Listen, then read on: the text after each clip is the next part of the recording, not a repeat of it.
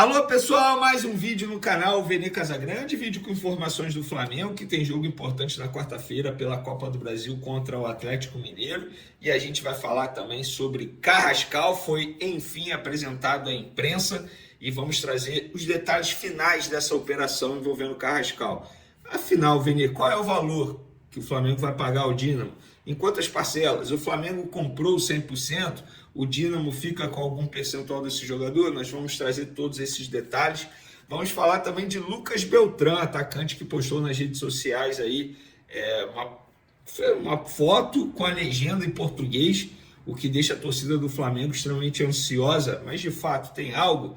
Mas antes de um atacante, eu acho que o Flamengo precisa reforçar um outro setor e eu vou trazer a minha opinião. O Flamengo também vetando ida de jogador para o sub-20 da seleção brasileira, a pedido do técnico Felipe Luiz. A gente vai falar sobre isso tudo e muito mais no vídeo de agora, mas antes gostaria de pedir para você se inscrever no canal, soltar o dedo no like, hypar o vídeo, isso é importante, e também compartilhar esse vídeo aqui com todos os amigos, e assim mais pessoas vão conhecer o canal Vene Casagrande e a gente vai conseguir chegar àquela meta de 400 mil inscritos aqui no canal Vene Casagrande. Pessoal, é o seguinte, eu já vou começar falando sobre o Carrascal. Vamos lá, o Carrascal foi apresentado de maneira oficial à imprensa em uma entrevista coletiva.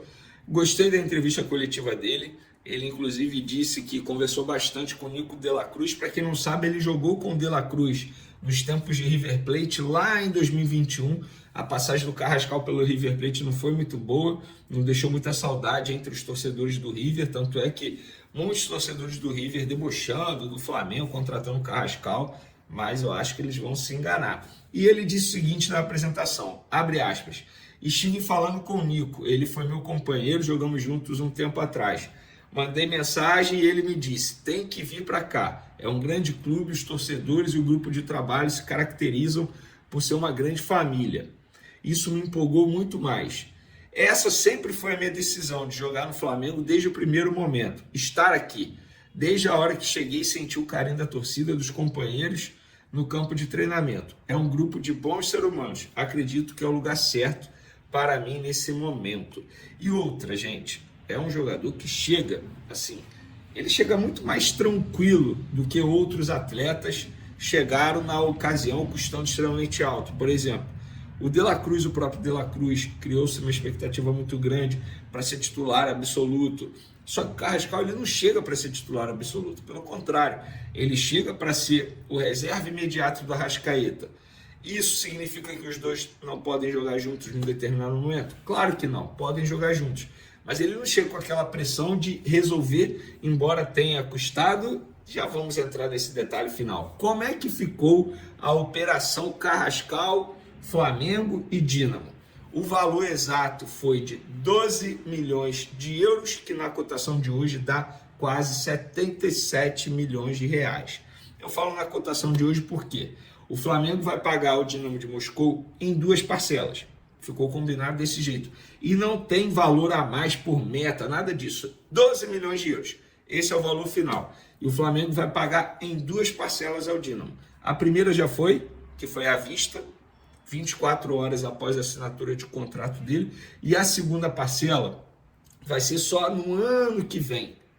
Ou seja, foi uma baita operação, até porque o Flamengo contratou 100% dos direitos econômicos do Carrascal. O Dínamo não ficou com nada. Jogador de 27 anos, acredito eu que ainda tenha poder de revenda. Exemplo, se ele fizer 2 boas temporadas com a camisa do Flamengo, por que o mundo árabe não pode chegar aqui e pagar mais do que o Flamengo já pagou ao Dínamo para ter o Carrascal? Não acho nenhum absurdo pensar nisso. Obviamente que a prioridade é o ganho técnico, é ele resolver dentro de campo, jogar muita bola com a camisa do Flamengo. Mas com 27 anos não acho nenhum absurdo ser vendido futuramente pelo mesmo valor, até mais, que o Flamengo pagou ao Dínamo. Então, 12 milhões de euros em duas parcelas, uma à vista e a outra só em 2026, e o Flamengo comprou 100% dos direitos econômicos desse atleta. Então, ele falou também, foi um momento de emoção, mas também de muito estresse por causa da dificuldade da minha chegada.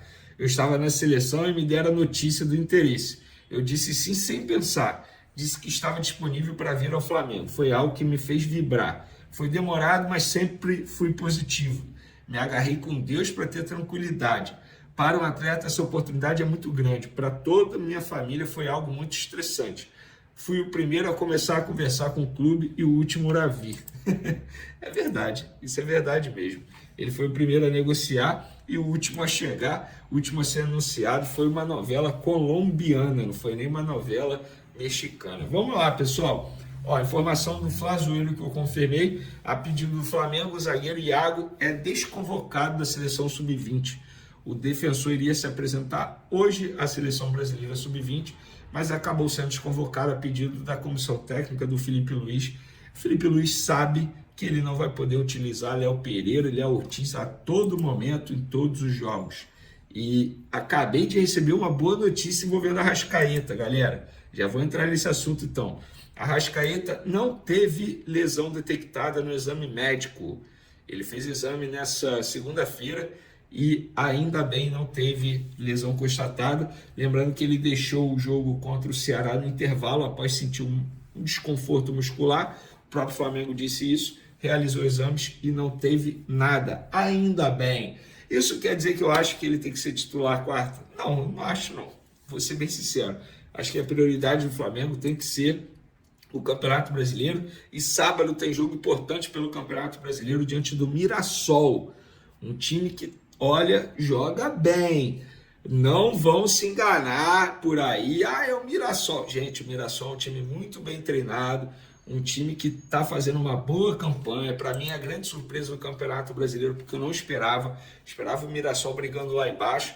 Mas o trabalho do técnico Rafael precisa ser elogiado.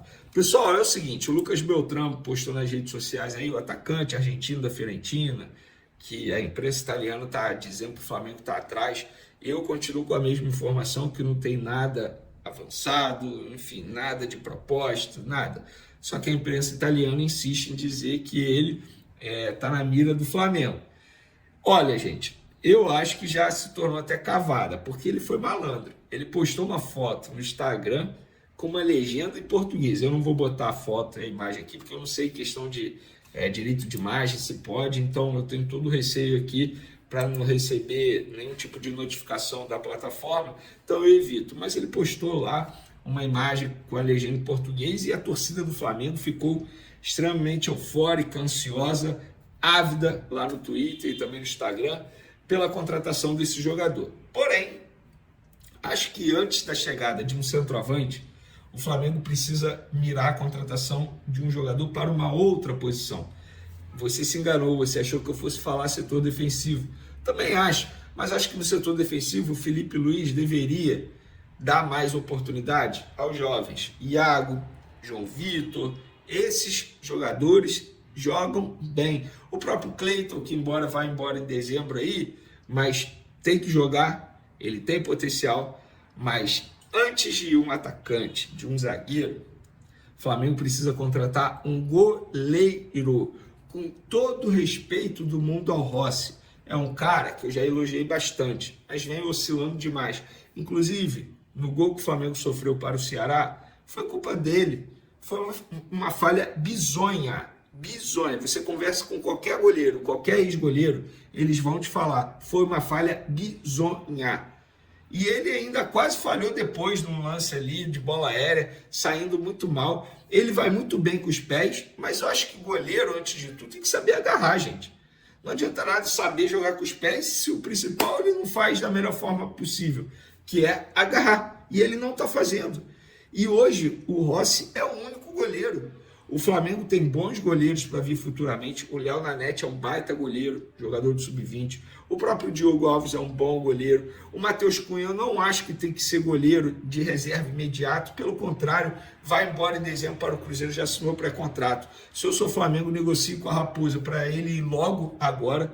O Flamengo precisa contratar um goleiro para brigar pela titularidade com o Rossi. Ou até mesmo para ser titular e o Rossi reserva. Porque o Rossi entrou na zona de conforto. Ele sabe, ele é ser humano. E ele sabe que não tem ninguém para tirá-lo do gol hoje. Então, se não tem ninguém, ele vai entrando ali na zona de conforto de maneira natural. como um ser humano entra. Ah, Vene, você também entraria? Não sei também, não estou aqui, não é o Vene o caso, é o Rossi. E o Rossi vem oscilando, o Rossi vem falhando. E não dá para o Flamengo, com o time que tem, perder jogos ou perder pontos por causa de bobeada de goleiro.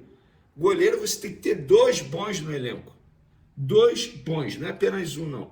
E o Flamengo hoje não tem nenhum bom. O Rossi não é aquele goleiro que você fala assim, meu Deus, que baita. Não é, gente. Ele teve um bom momento aí, mas voltou a ser o velho e bom Rossi. É esse, inconstante. Em algum momento você sabe que ele vai errar. E errou contra o Ceará. Se ele não errasse, o Flamengo poderia sair de campo com a vitória? Não sei, não vou ficar aqui cravando. Mas a chance seria enorme, né? Dito isso, galera, uma ótima semana para todos vocês. A qualquer momento a gente volta aqui no canal Vene Casagrande. Beijo para vocês, forte abraço. Fui!